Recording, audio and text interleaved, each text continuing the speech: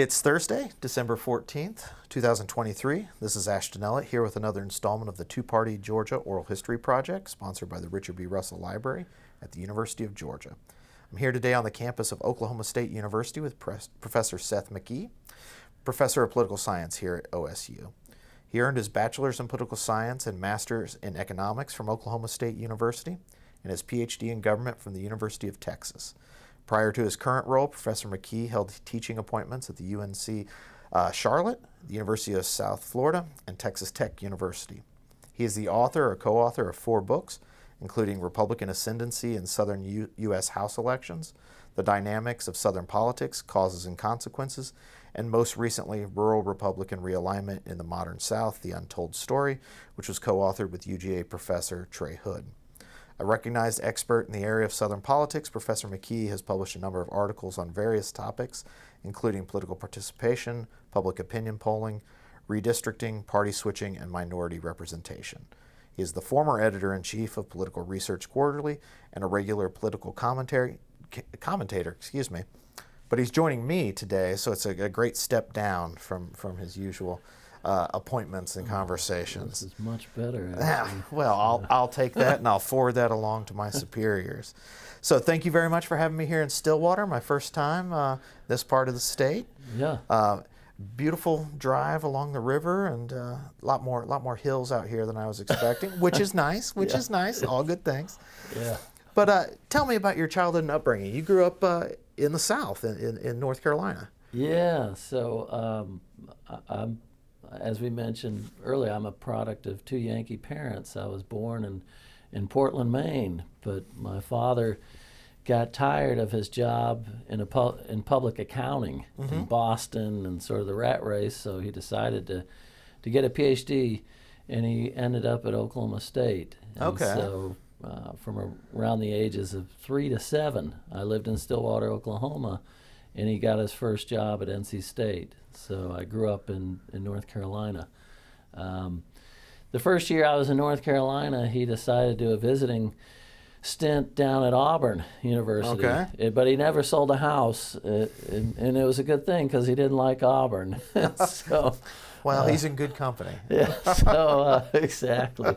So we went right back to North Carolina after a year, and eventually he got a job at the College of Charleston. Okay. And so I graduated from James Island High School in the Charleston area. So those are sort of my southern bona fides, if you Right. will. Yeah. So tell me, how did you get interested in politics and government?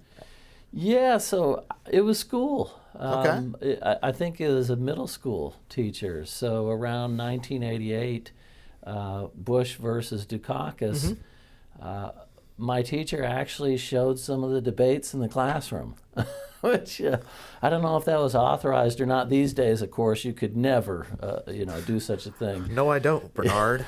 So, and I just got excited about it, watching these people coming of age, sort of early teens. And then I remember that summer I went back to Maine, where we have a cottage on an island, and there was a fellow who was a political consultant who did a lot of work in D.C., and I remember him telling jokes about the 1988 election and things like this, something like, why do you have Dan Quayle on the ticket? Well, that's more reason to vote for Bush because you don't want this guy to be president. And I just got interested. And my parents, neither one of them had an interest in politics. Okay. So it was just sort of, self-seeking, if you will. So what brought you back home to Oklahoma State for your undergrad? Well, I wanted to get away from my stepmother. That was, put some distance between us. Say no more. Say no more. That's an honest statement. I hope she never sees this recording. I wanted some space. I probably would have gone to the University of Florida if I didn't go to Oklahoma State. But Well, it's a good thing you didn't. Yeah, I don't know. Well, I met the love of my life out here, so that was a real bonus. But Yeah, I had fond memories in the 4 years that I lived in Oklahoma, and so I thought, I'll go back to what is my dad's, PhD granting alma mater, and so I did. And from an early time, early on, you decided you wanted to study political science, or I did. Okay. Yep. And so You're not like Crespin, who's a erstwhile chemist who. yeah, I didn't go around the bend at all. Although I was taking college credit in high school for psychology. Okay. And so I had a couple psych classes, but Their department's right next door. Yeah, so it's close. Those people are weird. That's why they study psych. And but I already had that love of politics. Sure. And right. so I remember even an undergrad recruiting me, who was a poli-sci major, on the phone. And I was like, this just solidifies that I want to be a political science major, and I never wavered. So, well, what area, what topics really, was it American politics, campaigns, elections? Always American politics. There's a rather humorous fellow, Jim Davis, who was more of a political operative Oklahoman who also taught in this department. And I always enjoyed his courses.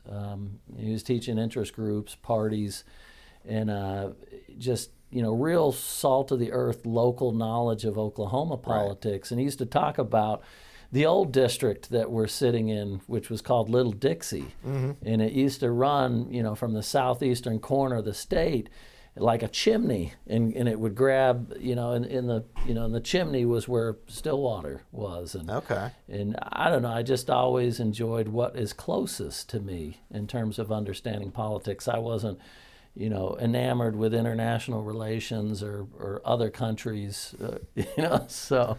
You weren't captured by the whimsy of British politics? Yeah, I have to admit, being myopic somewhat about what really captured my attention. Well, it sounds like Professor Davis was sort of Oklahoma State's version of our Chuck Bullock, who was just sort of an institution. Very much that kind of character, for sure, yeah.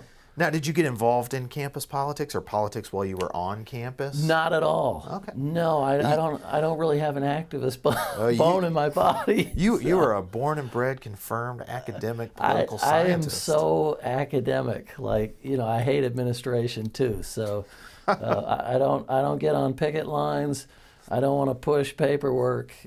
I'm a scholar. The only paperwork you want to do is grading. I love grading. I teach and I churn out publications. That's what I do. Right. So. Well, what compelled you to get a master's degree in economics then? Yeah, that's a great question. Yeah. I can't exactly. Now that you ask, I don't really know. I thought, when I was prepping for this, I was like, well, this must be, sort of his entree into, statistics and number crunching and really, that.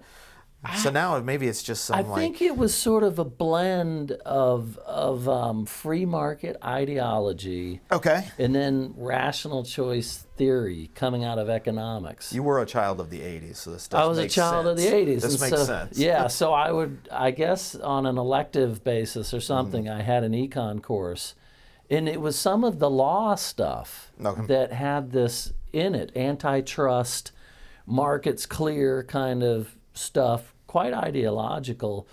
And then I kind of went on this tangent of libertarian economic stuff, and so that kind of attracted me to the econ area. So you were one of those cool kids reading like Mises and Ludwig von Mises and Friedrich Hayek, that stuff. Yeah. Exactly. And they had some of those types there in the econ department. Interesting. And so I thought I would be an antitrust lawyer. Okay. Or a sports agent. I could see both. I see both in you. Yeah, so that's how I got down that rabbit hole, and it truly was actually, because I dropped out of law school. Well, okay, so you went to law school first. I did. Well, was it here or not this campus? After I got my master's in economics, I went to the University of Florida. Okay. And lasted until around mid-October. Oh wow. Yeah. And What was it about law school that didn't bored out of jive? my mind. Did not like being professionalized, and just the whole culture of law school just completely turned me off. And in fact, I couldn't stay awake reading a case. So Yeah. so I can hear that. sayonara on that. Yeah. So did you take a break from higher ed, or did you? Not really. Pivot? No. I mean, I took a break in the sense that, I was Obviously, you had to wait semester. the rest of that semester doing nothing. But I started my PhD at the University of Florida that spring, and my sister was a University of Texas undergrad. Okay. And she was still living in Austin. So I applied to several places and left Florida for the University of Texas. You seem more like an Austin guy than a Gainesville guy, anyway. I don't know. I'd love to live in Gainesville again.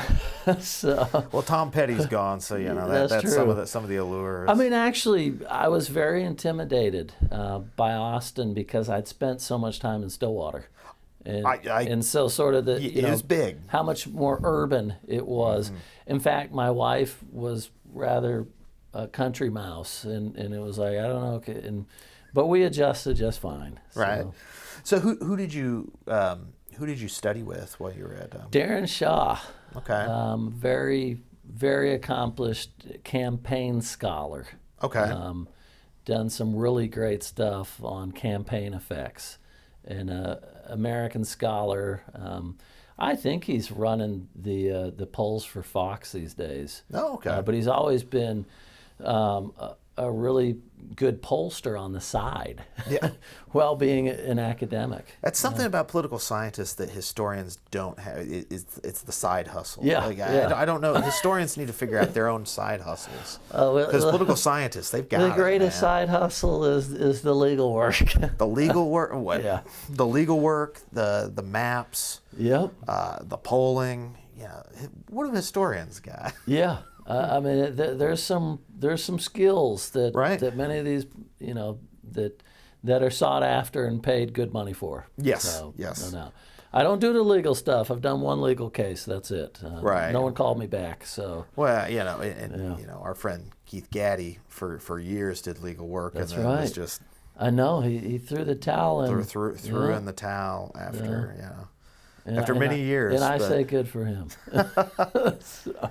I think it maybe Trey still does. Gosh, I think so. He's always booked. Trust me. So. Speaking like a pining co-author over here. Yes. Sometimes I have to work around the legal schedule. So. Well, tell me about your dissertation topic and how you happened upon it. What were the ones you discarded? What was the one you landed on, and why? Well, I'm not sure I remember going down a different path. I sort of just got interested in what I ended up doing, and that was because in the late 90s, the majority-minority redistricting had really, come into full flower, Yep. and then, a lot of the scholars were talking about how this is diluting Democratic strength in neighboring districts because African Americans, of course, are the backbone of the Democratic Party. Mm-hmm. And I thought that was pretty interesting. And then, of course, living in the South and seeing it change and move in a Republican direction growing up, these things were just sort of natural interests that were happening before my eyes politically. And then I just thought districts are really cool. I mean, the fact that they're redrawn and it can affect how people vote and the kinds of candidates who contest those districts. Darren Shaw, no real interest at all in Southern politics, but was happy to oblige me, to do this dissertation topic really on sort of Earl and Merle Black, two very famous Southern scholars, really ran off with this, but I was sort of later to the game, but it was very much the same topic of, just this ascendancy of Republicans below the presidential level because they had been so dominant since the late 60s in presidential politics, and it took forever. And how much did redistricting affect or accelerate this trend towards republicanism in congressional politics, and especially the U.S. House. Right. And so I just, even though Black and Black wrote this beautiful book, The Rise of Southern Republicans, I was like, I'm going to pursue this too. And so, yeah, I think I made some contributions there that were maybe separable from them. Well, what was your favorite part about the dissertation process, and what was your least favorite part? I think my favorite part was just getting into the numbers and having survey stuff. I've always been sort of a survey guy, where I like to see what individuals really say about their partisanship, how they vote, these things. Now, they often lie, right, which is problematic, but I just love looking at the data, having expectations, and then seeing, are they borne out or not, right? So just very typical sort of social science research. The worst part of the dissertation, I think, was I was already being socialized to understand how to publish papers. And so it was kind of a stumbling block, if you will, sort of like, I can already do this, but I got to finish this to be legitimized. And so I think that I was already on this, I'm a scholar, but I still don't have this damn thing defended. So, so probably just that. Right. So from there, you finish in at Austin, and you wind up at University of North Carolina, Charlotte is your first teaching gig. But yeah. From there, University of South Florida, where you spent a number of years. Yeah. Okay. Yeah. So UNC Charlotte was bittersweet because I got there, and the chair at the time, rest in peace, Ted Arrington, before classes even started, what really appealed to me was everyone was telling me, look, we're going to try to move this to a tenure track line. Right. And he told me the great hope of every VAP. Yes. You hear that? Yeah. He takes me into his office and he says, I'm sorry, but when I'm no longer chair, your line is going to essentially still be my line. So this is truly a one-year gig. And so just crestfallen. Hadn't even finished the dissertation yet. Was going back that December to Austin to defend, and I get hit with that, and it all worked out. I mean, I am a lover of warm climates, and so, the opportunity to go down to South Florida and to be on the campus in St. Pete, which sits right on Tampa Bay, was just a great opportunity, and I was so happy that was my first tenure track job. What projects were you working on when you were at South Florida? Yeah, so I did turn the dissertation into a book. Right. So that was the big thing coming out of the gate as a tenure track professor. And then I had sort of a lot of offshoots in terms of redistricting related projects. And I was very fortuitous in getting these things landed and not languishing around with reject. I mean, I was getting very lucky with the review process. So I was quite productive in my seeking tenure years there at USF. So you were tenured at USF and then moved from St. Petersburg to Lubbock, Texas. To the Great South Plains. Yeah. This is going to come across as shade on Lubbock, but I'll try not to pile on. Objectively, not as beautiful a locale. Good school though. Solid institution, the hub city in West Texas. Just south of Amarillo. They increased my salary substantially. I was, in my mind, greatly underpaid at USF, and the other thing about USF is I was in a very small department. Sure. People can do some backbiting, and they can be very unreasonable. And so there were reasons that even Lubbock, Texas, seemed attractive at that moment. So I didn't really seek out Texas Tech. It was available given the situation I was in. Sure. And so I wanted to get out, and I wanted to start fresh there at Texas Tech. If anyone at Lubbock or Texas Tech ever sees us, no offense, but I could not live in West Texas. It was the one place I just could not live. That was a scenery and a climate that did not suit me. It was warm, but For the most part, warm, windy. windy. Well, as somebody who grew up in Illinois, I mean, Oklahoma, where the winds come sweeping down the plains, well, it's not West Texas wind. there's something called too much of a good thing. Too much of a good thing is exactly what it was. Yeah. So, But in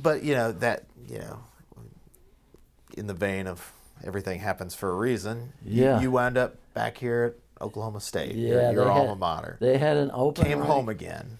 I did. I mean, many, many years later, but they had an open rank position, and I was just like, this is a nice opportunity. Yeah. And I swear to you that Stillwater, Oklahoma hasn't changed much in 20-some years. Yeah. It's weird. It reminds me of Maine, another state that does It's sort of a timeless quality to Yeah, it. yeah, no doubt about it. And so, I mean, obviously the context has changed, Yeah. but the feel of being here really not that different. Well, driving in from Tulsa, I Yeah. was struck by these little towns. Yeah.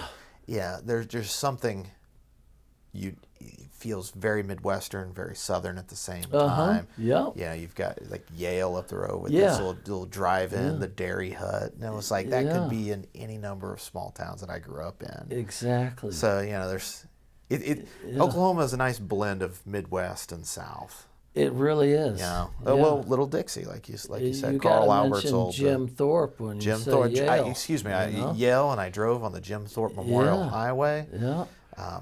Little house right there if you want to see it. But it's so true that Oklahoma is a state that's hard to define. It's it's just a crossroads of Midwest, South, West. And I think over the years, at least culturally, it leans more Southern, and if only reflected in its politics. So, Politics, and I would assume religious affiliations. so Southern Baptist, Yeah. more than anything else. I know that the two main migratory streams are Tennessee and Mississippi, and of course the Trail of Tears Right. and the relocation of Native Americans. Right. For a good chunk of the eastern part of the state. Yeah, we were talking about Governor Keating earlier and how he's very much he's Catholic, grew up born in St. Louis. That sort of ethnic block is not ethno-religious block is not necessarily nearly as represented in Oklahoma as it is in a state like Missouri. Yeah. So that goes to your point about where those settlers, where those Okies, where those Sooners came from. I know I can't really say Sooners on this campus, but Pokes too. That's right. Yeah, we don't mind. Well, so tell me about those subsequent projects. One of them being you were an editor on a volume, but also some Southern politics textbook. Yeah. Before then, we dive into your latest. Yeah. So Chuck Bullock and Mark Rozelle have been doing the New Politics of the Old South undergrad textbook forever, and what they do is essentially some introductory stuff, updating, and then they hand off chapters for Southern states to different scholars, and so I think my book and David Woodard, who's retired, a Clemson professor, about the only ones out there that are just, our own books that are really a primer on Southern politics for undergrads primarily. That was probably the single hardest thing I've ever done, was to write a Southern politics textbook. And it was years late, and I think I was so glad that CQ Press published it, but I don't think originally I knew where it was going to go. And I'm just pleased that it finally was put in print, because I don't think I'd ever do it again. What did you find so challenging? Was it the survey nature of it, the organization and the breadth of it, and how far back to take it, and how to organize the chapters. Civil War, stop. Yeah. So I start the book with secession. Yeah. And just what aspects, make chapters that should stand alone, and but my election background, I think, helped me get through it, just because I could really use just the changing South in terms of election politics as the foundation for the book. Right. But it was just a mountain. Yeah. It really was. So we shouldn't expect, barring some real change in your psychological standing, if they want an update, I could be happy to update it, but there will be no other version of that. So. Well, tell me about your edited volume, the name of which escapes my Jigsaw memory. Puzzle Politics in the Sunshine You think State. I would remember that? Yeah, no one would remember this. But I don't know, I just got itchy at some point when I was ultimately, in hindsight, near the end of my time at South Florida. Yeah.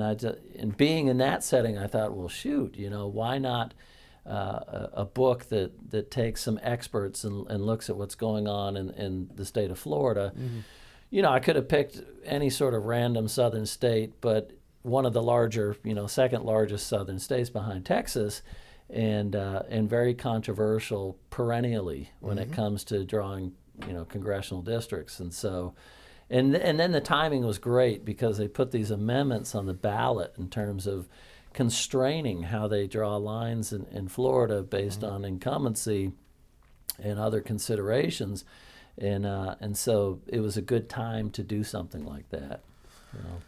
So you come out to Texas, Texas Tech, then up to Oklahoma. Have you become something of an Oklahoma politics person just by the nature of being here, or are you still sort of a Southern specialist? I would be an absolute fraud if I claimed any knowledge of Oklahoma politics. Well, that hasn't stopped some folks. I think in terms of years on planet Earth, I've spent as many in Oklahoma and Stillwater as anywhere else. I've lived here 3 different times. Mm-hmm. But no, I would be really stretching things if I were to tell you about Oklahoma politics. And so it's funny, there's a guy who uses me all the time for media stories in Oklahoma, and I think he knows I don't know anything about Oklahoma politics, so I only do national politics with him. No, I mean, I can tell you, broad strokes and things like that, but no, I almost never put Oklahoma in any of my published work. Mm-hmm. In fact, I can tell you it's only one article where I have Oklahoma in it. Among many articles, that there's only one. Right. And that one has Oklahoma with Kentucky. And that's the only time Kentucky ever shows up in any of my research either. So from that, should we infer that Oklahoma is less Southern than, say, Kentucky, say, the other states that routinely show up? Think VO keys. Yeah, I mean, so this will sound contradictory in that, VO key makes the claim for why these 11 states in Southern politics and state and nation, and he bases it on just how democratic they are in presidential elections for so long. And the ones that don't make the cut but are right on the cusp include Oklahoma and Kentucky. And so as you move forward in time, it's a little contradictory in the sense that, well, should we have Florida in there, right? I mean, the book I did with Trey, the most recent book on the rural Republican realignment, there's almost nothing on Florida. The state's almost entirely urban. Right. So, apart from the redneck Riviera. But even then, those, parts of North Florida are very southern, but, in the aggregate, Oklahoma could hold its own against Florida in terms of, the southern argument any day of the week. Mm-hmm. But I just stick to those 11, and nowadays I stick to the 11 in terms of not whether they're, culturally southern or not. It's just that they're the ones we call the South. Right. For not based on any cultural anchor. It's just those are the ones we used, and so we keep using them. and so they're still fruitful. And so I don't really care so much about an ethnographic, sort of cultural John Shelton Reed approach. Get out of my head. Yeah. Seth, I was about to say the attitude, not latitude. Yeah. So I don't really, definition of Reed. that doesn't matter to me anymore. I mean, hey, Florida's got something interesting going on. Well, hell, I'll publish a paper on Florida. When doesn't Florida have something interesting going? Like a guy eating off another man's face. That's about as interesting as it gets. Bath salt politics. Yeah. Well, you mentioned your book with Trey. Tell me about so many books of about the South and Southern politics are incredibly numerous. Like, what drew you to that sort of niche of rural Republicans in the rural South? So I think two things here. One, as we're doing that book, so much of what Southern scholars are focusing on and what's capturing their eye is the urbanization of the South and how it's moving the South back to a more competitive position. Georgia. Yep. And we're like, well, yeah, that's kind of neat, but the reason why it's such tough sledding for Democrats is because of what's happening in the countryside. Yep. And so we thought, for one, everybody's focusing on, well, the cities are becoming more Democratic again. The suburbs of Texas are actually breaking Democratic. Okay, but Texas is still a Republican state. And, how are they holding on, even though they might be dragged in a more blue direction? And so we thought that was the other part of this is just, my gosh, I mean, the history of Southern politics is a rural politics. And the reason these states were so Democratic was rural whites. Right. And, of course, the reason they're so Republican now is rural whites. And believe it or not, nobody has done a book on that. And it's sort of not interesting in the sense that, well, most scholars don't want to look at those people, which is weird. I mean, I don't understand it. Like, why is they're so important because they have become the backbone of the most Republican region. Right. And it took so long because the history of Southern politics is actually a metropolitan republicanism. Right. And it took so long for that to be eclipsed. I mean, we're talking like the last 10, 15 years for rural republicanism to be more solid and more one-sided than urban republicanism.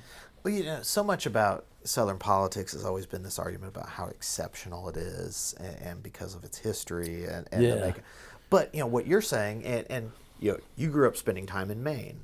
Yeah. The 2nd District of Maine is incredibly rural. Sure the is. 2nd District of Maine is incredibly Republican. Yeah. And I grew up in Southern Illinois, ancestrally Democratic. The mine unions, the operators, laborers, very Democratic, especially at the local level. Since Trump, since 2016, these ancestrally Democratic rural regions of Midwestern states, Western Oregon, wants to secede and join Idaho. Yeah. So it's Explain to me what's going on in rural politics. I know you're a Southernist, but Yeah, is it yeah. is it the same thing? And it's just a nationalization of that trend? I mean, I think a lot of it's the same because you say the word nationalization, right? I mean, we're in this age of remarkably nationalized politics where, you know, the top of the ticket, how you align for president, pretty much decides how you're going to line up down the ballot. We don't split our tickets anymore, right? Right. We don't veer off from our party ID and affiliation because the other guy or gal is so far away from us if they don't share our party. So it's an easy decision. I think the cultural aspect, has a universal quality, right? I mean, you can go to the 2nd District of Maine, turn on the radio, and you're going to hear the same country songs that you're going to hear down south or in the west or in the northwest. I mean, so there's a cultural Or the same talk radio shows. the same for talk example. radio shows, right? I mean, these and let's not kid ourselves, those culture wars that come out of this, those people tend to be of the same mindset. Of course, what makes the South different is the racial angle, which is just so much more palpable than it would be in rural Maine. Okay, that Right. doesn't exist. It's Right. not there. Right. So I think that's the distinctiveness of the South is the black and white historical dimension that those other places you mentioned just don't have to the same degree. Well, then, we talk about the South region wide. What makes certain states distinctive then? Is it the rural, how urban some states are, how suburban some states are? Is that the real dividing line these days, or is it? Maybe these are the other side of the same coin, but education levels and income levels often mirror urbanization and suburbanization levels. Yeah. I mean, a lot of correlates and overlaps with your higher educated people. When they do resettle, they don't, unless they retire, Right. which would make it more likely to be in a rural setting. Otherwise, they're going to be in a metropolitan setting, and that's one of the most interesting components of Southern politics these days is migratory patterns. Right. I mean, it's just fascinating because the South just has the best weather.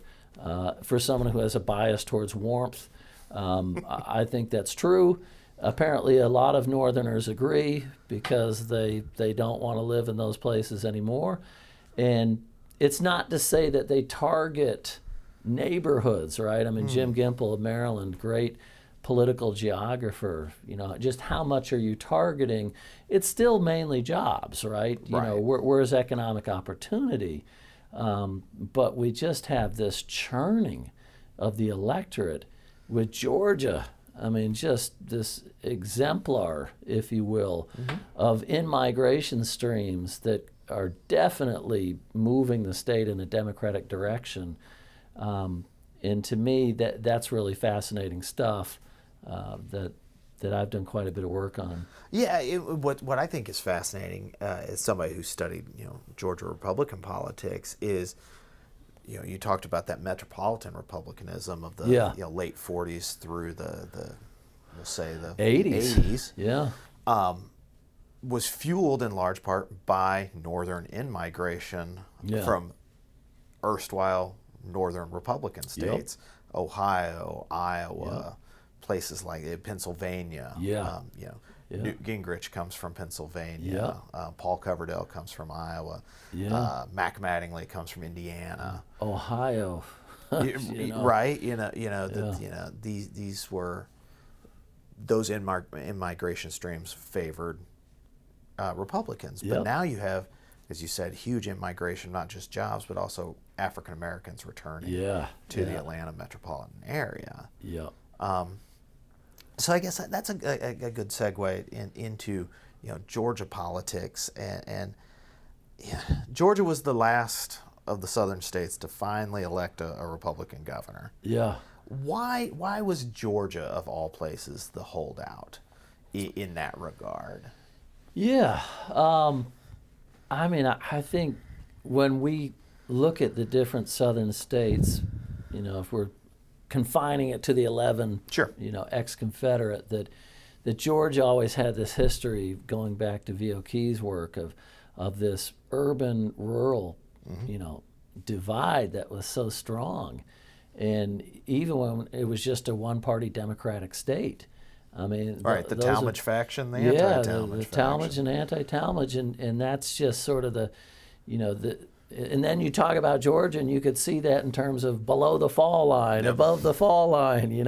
You're more urban above it, you're more rural below it, and just these counties. I mean, Georgia's got so many counties. You got 159 counties. He got it. And so you'd look at that, in that division was so slow, right? Yeah. In terms of having those rural areas.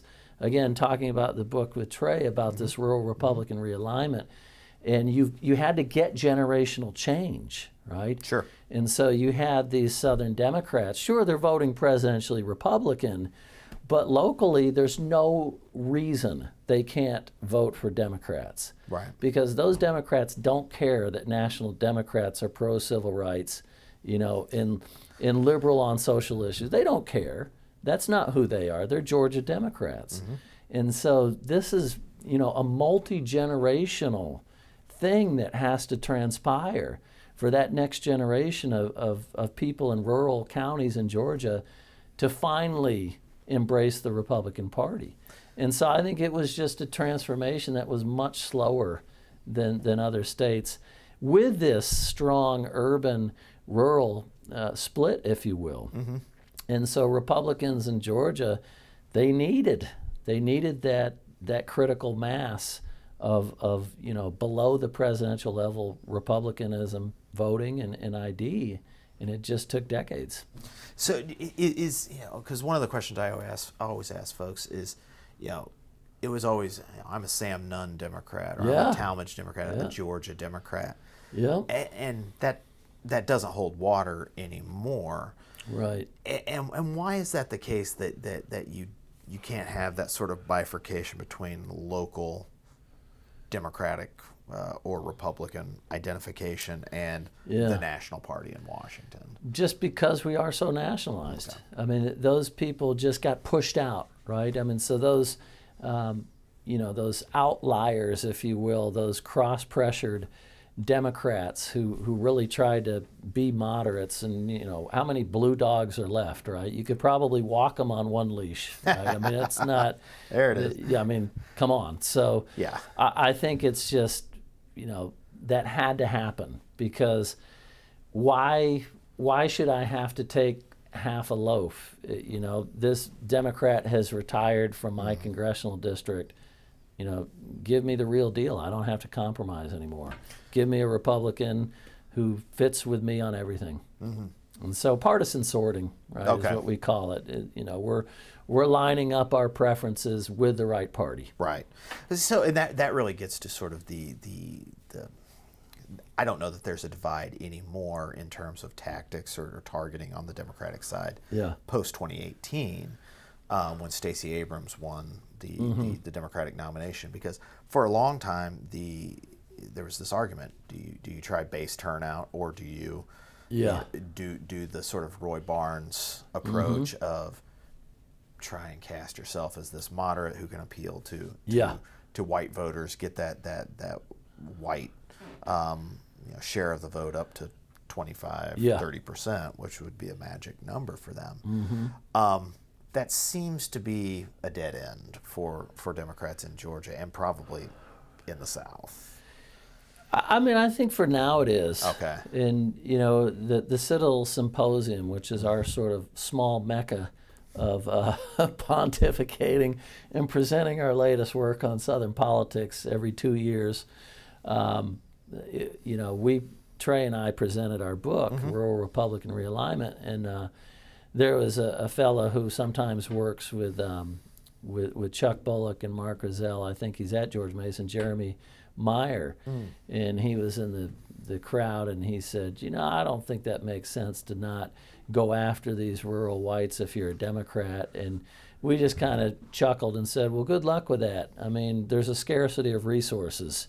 You know, you're not getting anything out of the towel if you wring that. And so that's where we are right now. Yeah. It's not to say that we'll forever be that way, because we never thought we would get to where we are now. Right. You know, Right. so, but yeah, I mean, in terms of cost effectiveness and you know, getting a vote, that's the same as going to the black community as a Republican, right? I mean, that's what it looks like these days. That's just how sordid and just how staunchly Republican the countryside is. And so, yeah, I mean, where are you gonna get things at the margins if you're running a campaign? You're not going to get it there. Well, yeah. Again, let's look at Georgia, for example, and 2002 to 2014, Yeah. the countryside is Republican. It's changed Republican. 2016 and especially 2018, 2020, Yeah.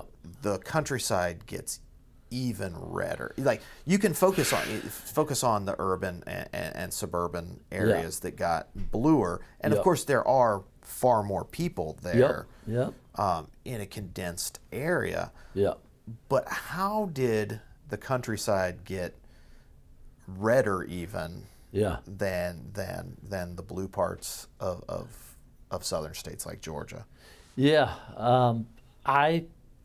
I always try to remind myself when I teach students and do my own work, I mean, that we only have so much time. And again, that changing of the electorate is just so critical to what's happening in places like rural counties in Georgia, because they're not growing.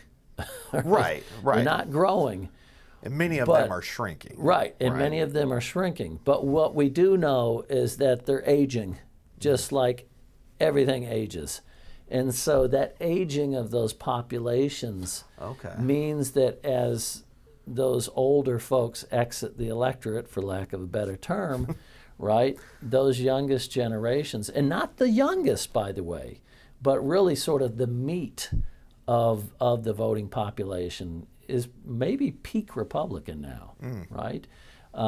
Because there's no cross currents in terms of why would I ever be a Democrat on anything. And so there's a purity to Republicanism in those rural counties, if you will, that you've probably not seen ever in terms of why I should be a Republican. And so when you think about generational change and you think about the matching of policy, right, identity, all those things have come together that it just, you know, there's just as little reason as ever these days for those people who are white in those rural counties in Georgia to not be aligned with the GOP. Yeah, I mean, that makes exceptional sense. The idea about the generational change in that, you know, I grew up in a southern Illinois, which is very southern. You know, grandparents, Democrats. Parents, so baby boom, Gen Xers, more Republican. Millennials, more Democratic. And you know, you get that sort of wave. So yeah, you're saying as the baby boomers are getting, you know, peak, that's going to peak the Republican voting population levels. Yeah, and I think that's where we are now, because if you look at Gen Z, I don't think in most places in the South, rural or urban, you would say that this would be the most Republican generation. They're not. Well, right? and to your point earlier about population change, if there are Gen Z what are they doing there, right? They're home for Christmas. That's why they're there. Right. Yeah, this is not, well, I mean, when you think about settlement patterns, that's not what's going on. But yeah, it's just remarkable. I mean, some of the greatest maps in our book are Georgia maps. Because again, you've got as many counties as any state but Texas. And looking at, you know, what we didn't cherry pick. We essentially said, we want to show you just the massive change. So we'll show you a map of a gubernatorial election in Georgia in, 1998, right? then we'll show you one in 2018. Right. And Barnes versus Milner looks nothing like. Yeah, Kemp and Abrams. Kemp versus Abrams. And you just look at this map and you're like, oh, I mean.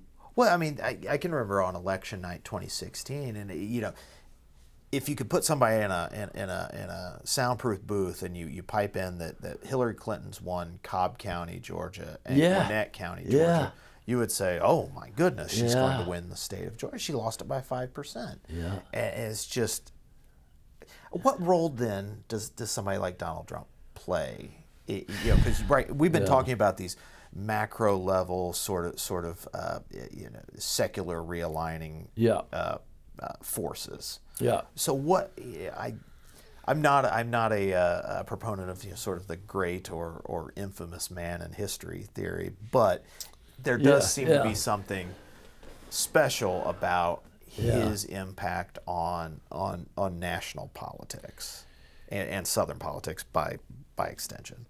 Yeah, there really does, and I think that one of the ways to approach it is look at Bush Republicans, look at Romney Republicans, then look at a Trump Republican, right? I mean, and then think about, where these people depart ways, right? and it's that populist angle. Okay. It's that I'm not trying to get votes in really suburbia because I'm not appealing to those people. I'm not. I'm taking a hard edge on the culture war. Mm-hmm. And that hard edge on the culture war that Trump takes, that's speaking to rural voters. That's not speaking to suburban voters. Mm-hmm. There's no question. And that's really why you see that departure when you look at Trump Republicanism and those more establishment types that we would talk about, the Romneys and the Bushes, because they did have much more appeal to suburbia. Right. And clearly they had much more appeal thinking about people who want to keep more of their money and make more money. And that's not what Trump was after to this day. The fight is not being waged. At least rhetorically. Yeah, at least rhetorically, right? The fight is not being waged on where you sit on the income scale. Mm-hmm. That's not what it's about. The fight is us versus them. It's tribal. It's I identify with your group and I don't identify with theirs. And so it's really putting bright lines between what it means to be a Republican and a Democrat, and it has nothing to do with class. Mm. And to the extent that it does have to do with class, it's often reversed. I mean, it's flipped upside down. And so the populist strain of Trump, I think, really was an accelerant to rural Republican realignment, especially in states like Georgia. Well, it seems that the Trump brand, that populist brand, right-wing populist, is really a throwback to the one-party Democratic South of the 20s, 30s, 40s. We talked about Gene Talmadge, we talked Wallace, the Bilbos of the world, where you don't campaign in the cities, and of course that was for the rationale. There is you have county unit systems, right? Yeah. But there does seem to be echoes of that in President Trump's rhetoric and the brand that he sells to, especially rural voters. That's part of our thesis in the book, is that modern republicanism in the South, it's most closely linked to old solid South democracy. That's what it is. And we show this with county level data. I mean, we just run simple correlations on the Goldwater vote and the Trump vote. And sure enough, it's more correlated with the Deep South states than the Rim South states in terms of Trump and Goldwater. And there's no coincidence that that's the case, because, as you're saying, and I agree, it's the political appeal.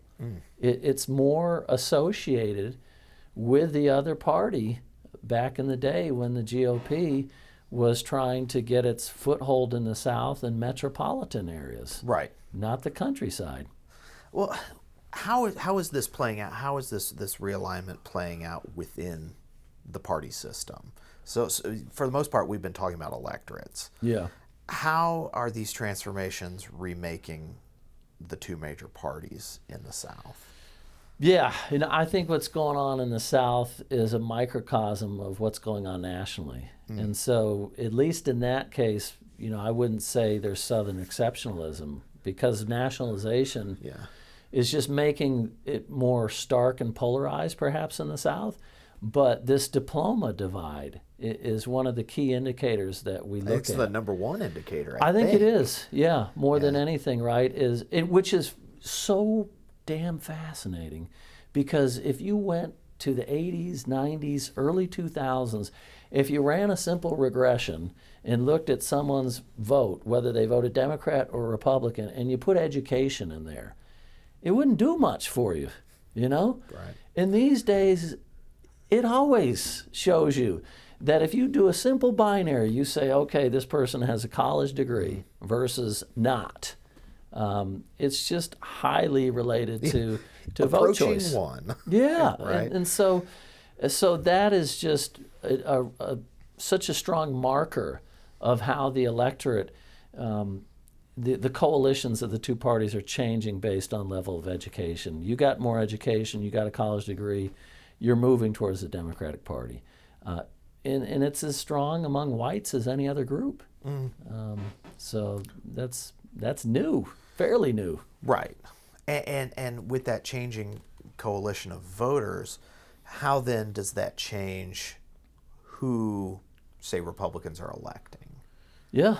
I mean, that's why the Trump effect looms so large, is that it really is this targeted appeal to saying we know who our base is, and our base is definitely rural whites more than any other group. And they're right about that. And of course, again, looking at correlations, white evangelical Christians, well, you're going to find more of them in the countryside than you are in the city.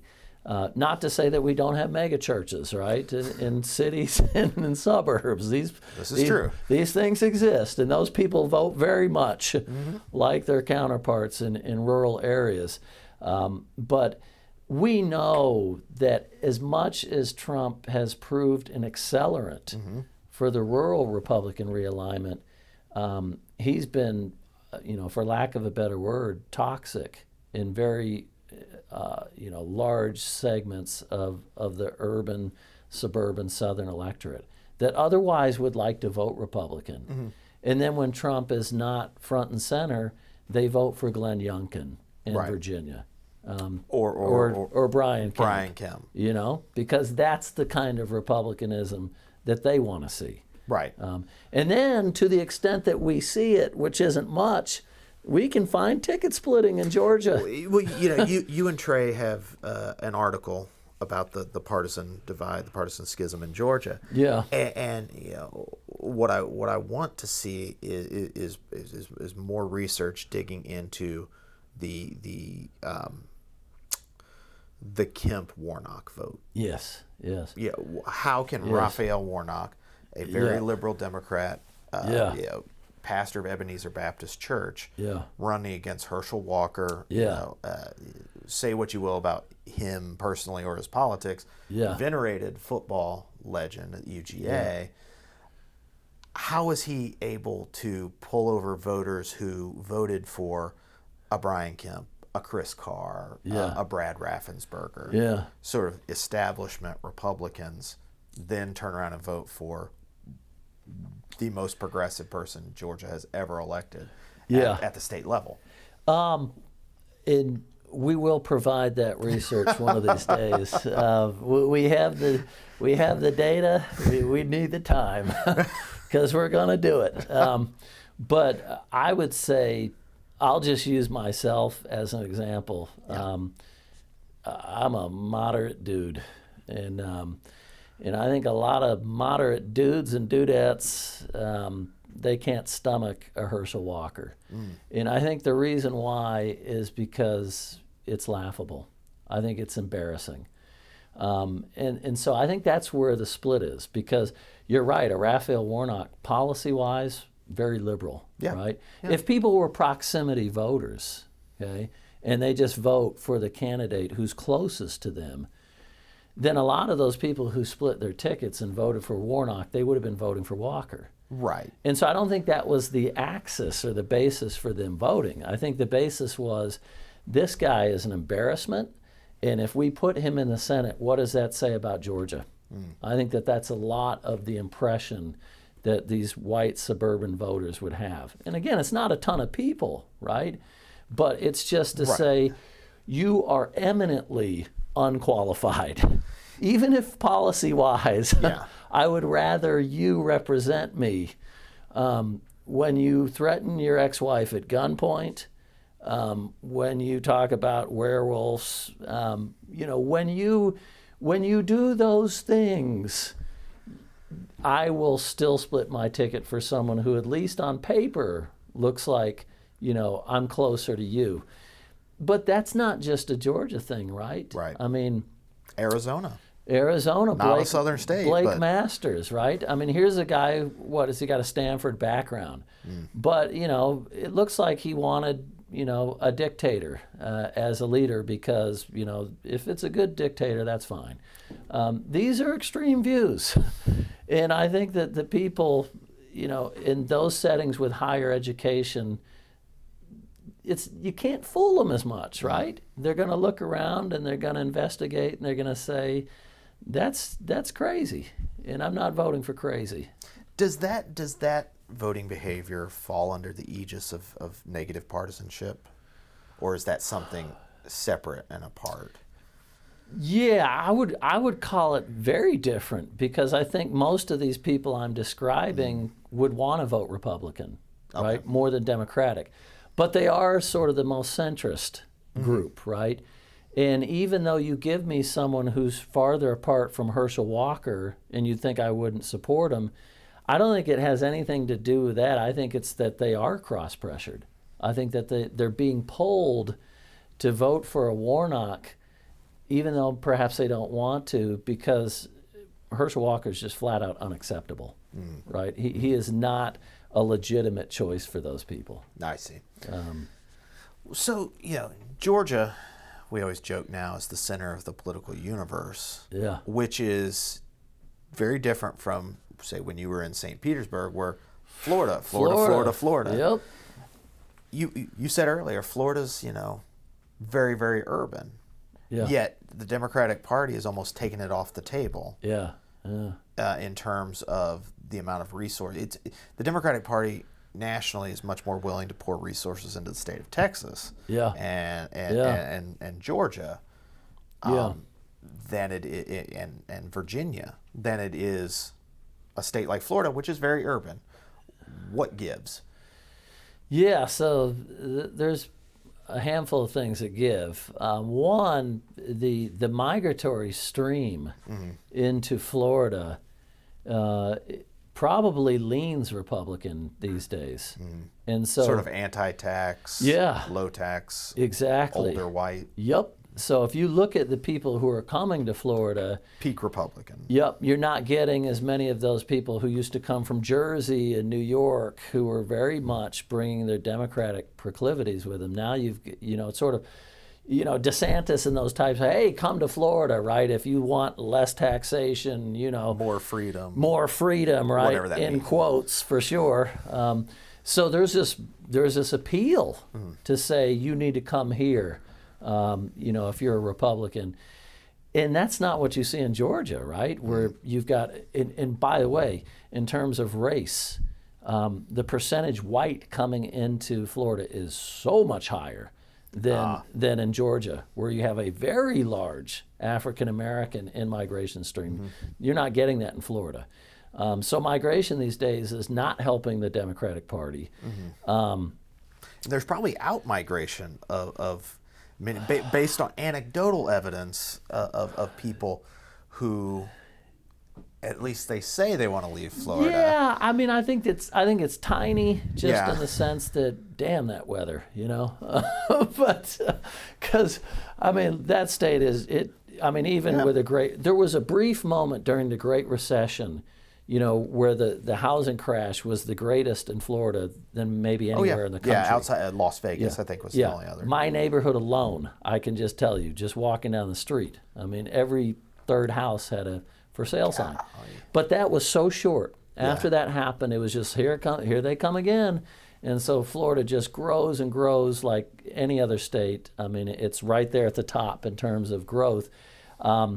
But I think that there's another thing, and that is the Democratic Party in Florida is a joke. I mean, I think you're being kind. Yeah, so it's a bad joke. It's like we're a battleground state, but we have no prayer, and they are defeatist. This is the mentality of the Democratic Party in Florida is, well, we might come close, but we're going to lose. And do they come close? I mean, my gosh, Rick Scott, DeSantis the first time. I mean, these people are barely winning. Yeah. And you'd think that it's this deep red state, and it's not. But there's a mentality among the Democratic Party. They don't have their act together. And that does not help at all. And so, you need to run the good candidates. If the good candidates don't think that they're likely to win as Democrats, well, they're not going to be Democratic candidates. So right, that's the 1980s, 1990s phenomenon in the South of young Republicans. This is a perennial thing for Florida Democrats, is that they are not. It's almost, what was it, the Will Rogers joke, right? I'm a member of. I'm not a member of an organized political party. I'm a Democrat. I mean, you could say that's applicable to the disarray of Florida Democrats. Well,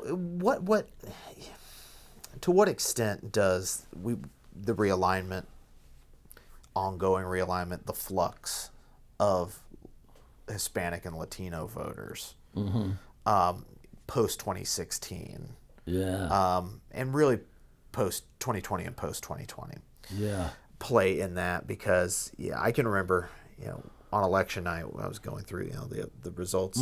Florida counts their votes very fast. So you look there, which is often misleading, especially 2022 midterms. When Miami-Dade dropped their votes, I just remember circling it, and I was like, oh, that one's off the board for Biden. What gives?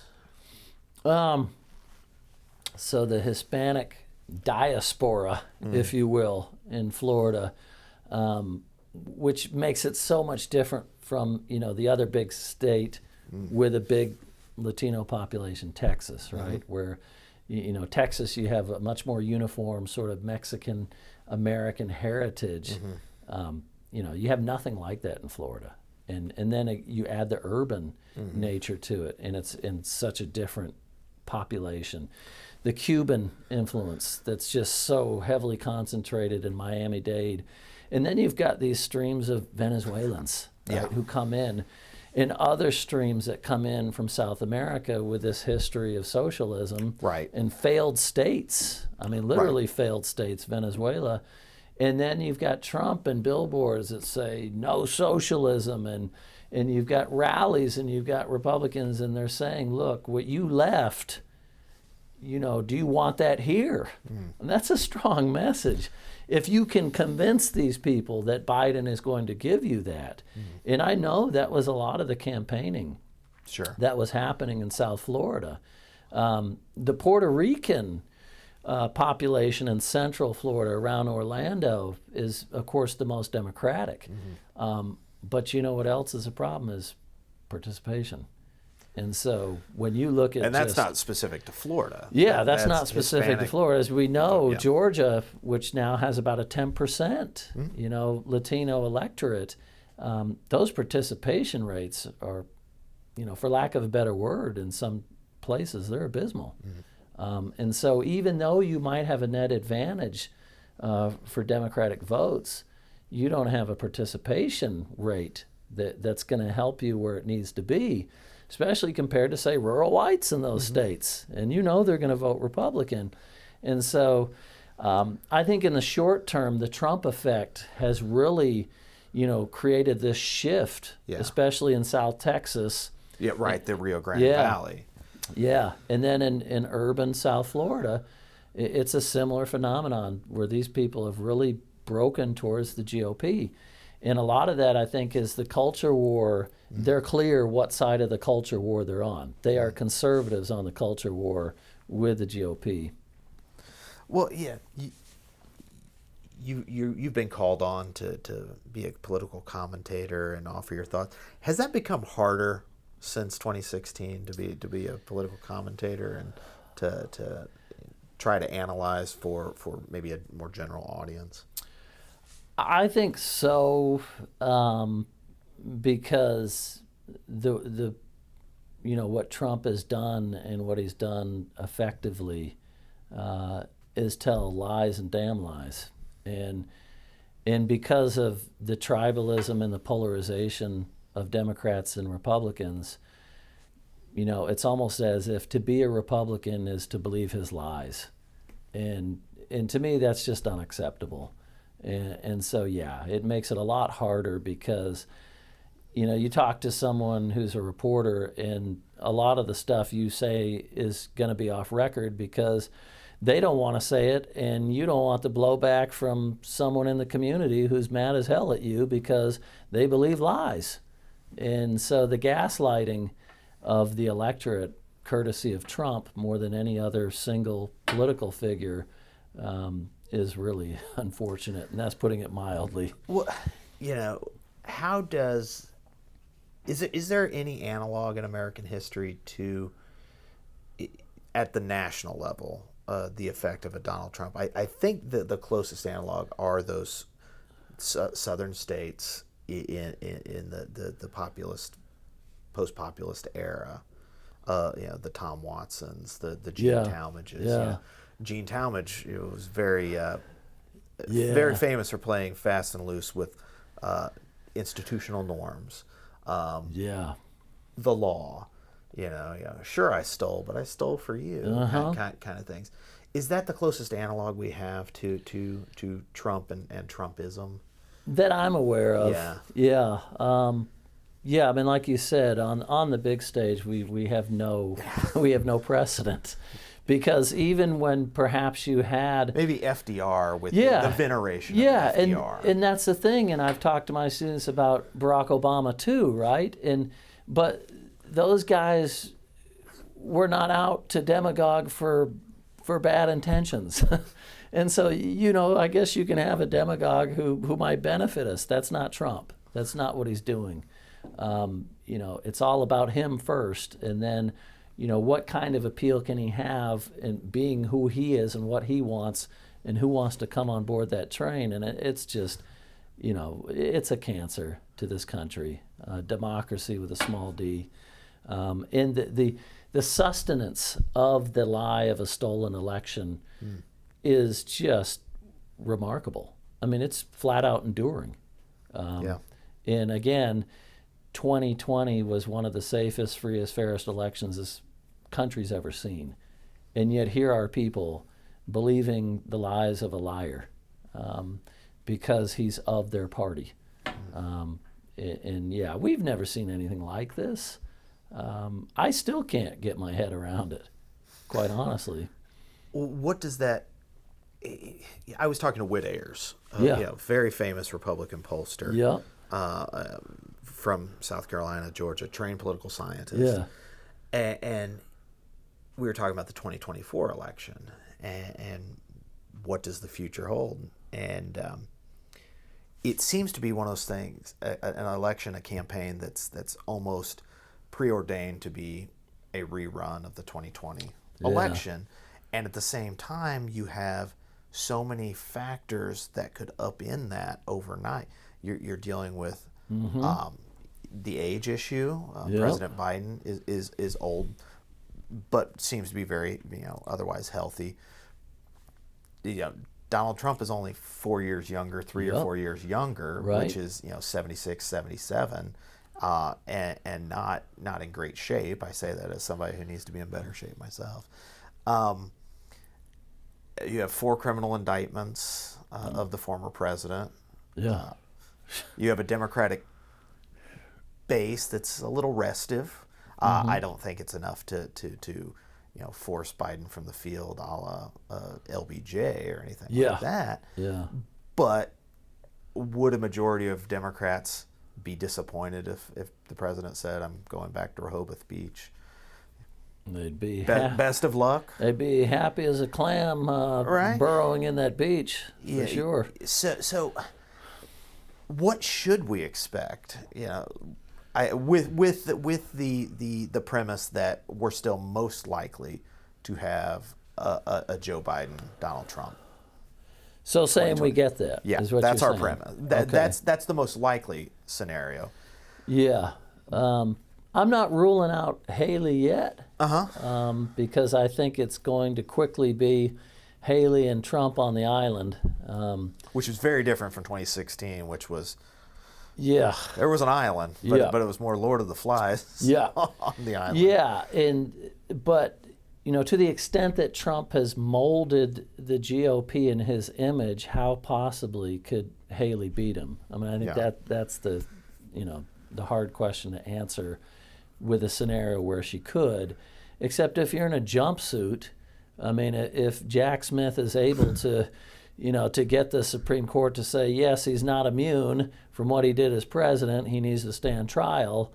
I think a conviction for inciting insurrection might give some Trump folks a double take. So there is that. But let's just assume, okay, we're going forward with Trump and Biden and put aside, convictions and, little things like that. I told you this earlier off record.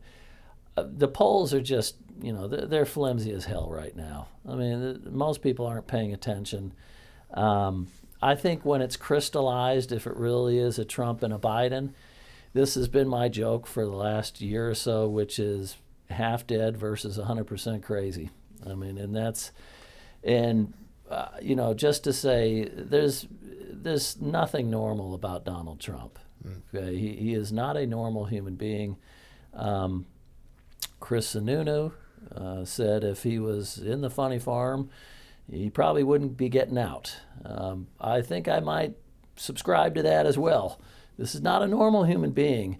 And I think when people in the suburbs and in those areas where we have the greatest concentration of independent voters, as they see more of Donald Trump, I just don't see how they break back to him in 2024.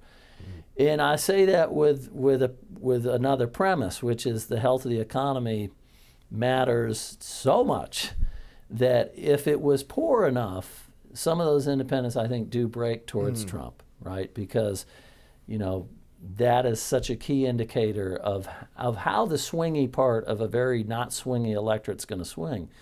But the macro numbers look pretty decent for Biden. And so now it's all about convincing the person on the street that the economy is improving, which is a hard sell because all the surveys of consumer sentiment tell you there's a massive disconnect between what Biden and his folks are telling you about the macro health of the economy versus what people are saying. I saw a number recently that it was the latest jobs numbers, which 199,000 jobs created with interest rates continually. Which of course yesterday the Fed announced that it's ceasing that and will probably start cutting them. Which I'm sure every Democratic operative is cheering that there are going to be rate cuts in 2024. Yes. But the numbers were sentiment about the economy among Republicans is at the same level now as it was in February 2009, which is objectively bonkers. Yes. I'm old enough to remember February 2009. You talked about it being, living in St. Petersburg, February 2009. Oof, yeah. It wasn't, 3.5% unemployment and growing wages and things like that. It was driving to a Mexican restaurant, calling your wife who's going to meet you there, and the restaurant shuttered. That's what it was. So I guess this is begging the question, but is our consumers? You go back to your point about being flimsy. How can you trust a survey when the survey is clearly polarized. Whereas, if a Republican president, Yeah. a President Mitt Romney were president right now, Republican economic sentiment would be through the roof. Yeah. Along with independent, voter sentiment. Yeah. We color. How can you overcome that? We color our economic impressions so much based on who's the president and are we affiliated with them. But the real key, of course, is who are those wobbly kneed partisans, and what about those more independent moderates? I mean, that's the group that you got to break through with, and so you can write off most of those Republicans, whether their glasses are showing the wrong thing when they look through them, but you've got to break through with that part of the electorate that's movable.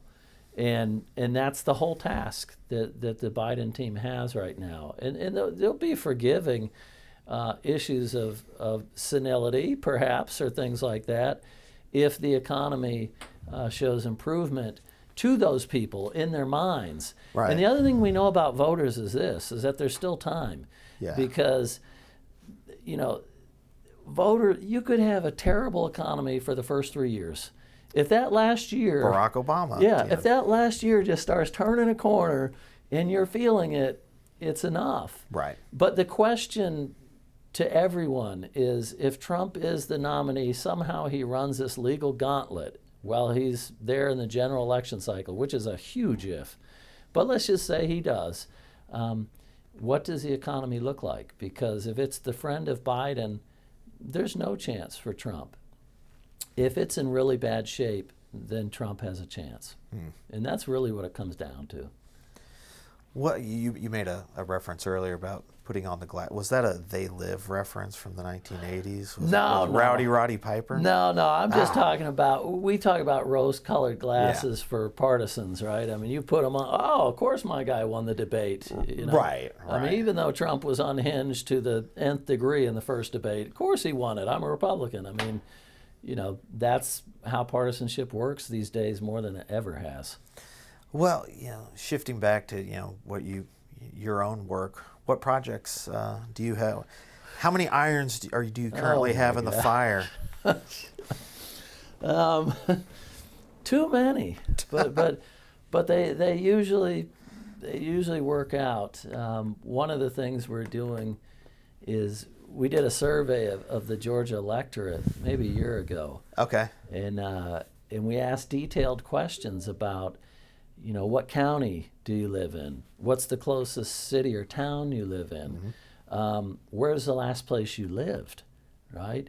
Is it another state, another country? What's the county? But we got this remarkably detailed data on registered Georgia voters.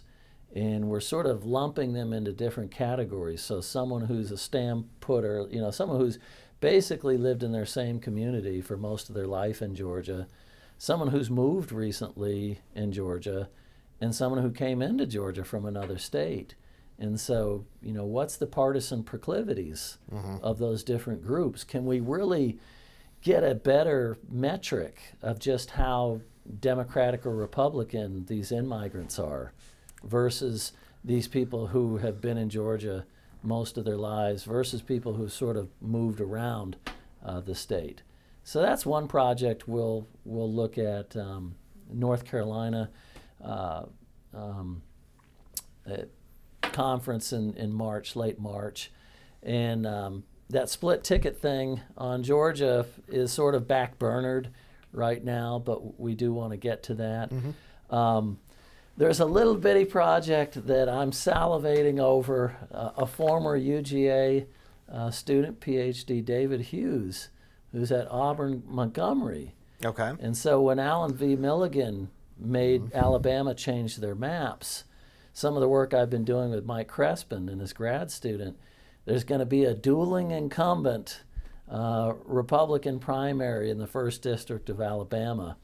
And Trey, David Hughes, and I, somehow we're going to get enough people to survey who are likely voters in that and get a sense of their vote intention with 2 Republicans who are both incumbents who sort of carved the district in half.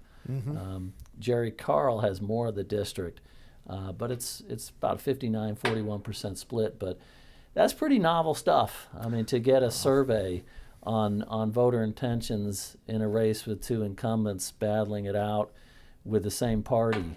So that's the newest sort of project I'm really excited about. Get that one out of the way, and then you'll be ready for Georgia when those new maps are either approved or sent to the special master by We got Judge Jones. Redistricting in Georgia again, which apparently Republicans are so savvy that they're just going to demolish Lucy McBath's district and maintain the same ratio. I think the 9-5 Republican advantage. I was texting with a longtime Republican consultant, and he asked my opinion. I was like, I'm probably 51% of me says it'll go to a special master just because of how clever the lines were drawn with Representative McBath. But and this goes back to really the start of our conversation, because Lucy McBath represents a comfortably majority white constituency, so we can kill her off. It's a coalition. Yeah. It's not a majority minority. Not even district. minority influence district. We can kill her off, and so Georgia is trying to do an end around of really the idea of Allen v. Milligan saying in most of these deep South states, the only prayer that Democrats have is to actually create more majority minority districts, because Republicans are so darn concentrated in this part of the country. That's why they got to do it. That's the only way they can get another seat. Well, as with so many things that we've talked about today, stay tuned. We'll find out soon enough. That's a nice thing about politics. Stick around. You'll see how it plays out one way or another. There's always another election. There's always another election. Well, Seth McKee, thank you so much for your time. I know you hated the distraction from grading your essays on your desk there. But I really do appreciate it. On behalf of the University of Georgia, the Richard B. Russell Library, thank you so much. You bet.